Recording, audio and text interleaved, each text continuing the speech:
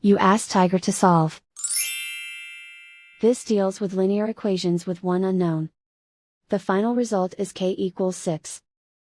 Let's solve it step by step. Group all constants on the right side of the equation. Add 3 to both sides. Group like terms. Simplify the arithmetic.